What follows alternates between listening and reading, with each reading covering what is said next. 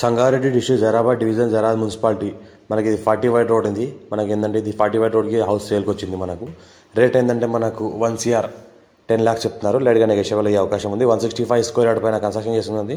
మనకు G+1+ pent house ఉంటుంది. ఇందులో ఏంటంటే మనకు 3 2 BHK పోర్షన్స్ ఉంటాయి. 3 2 BHK పోర్షన్స్ ఉంటాయి.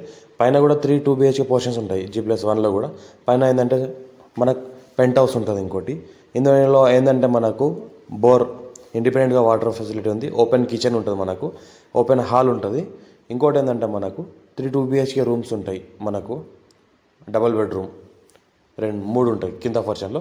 పైన పోర్షన్లో కూడా మనకు 3 డబుల్ బెడ్రూమ్లు ఉంటాయి.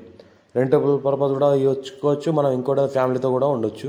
మన పెద్ద ఉమ్మడి కుటుంబం అలాంటి ఉమ్మడి ఫ్యామిలీ పెద్ద ఫ్యామిలీ అలాంటివి కూడా ఉండొచ్చు. ఇలా ఇంకోటి జరాబాద్ మున్సిపాలిటీలో ఉంటుంది. మనకు జరాబాద్ మున్సిపాలిటీ ఉంది. మన DTCP లేఅవుట్ రేరా వెంచర్ ఉంది.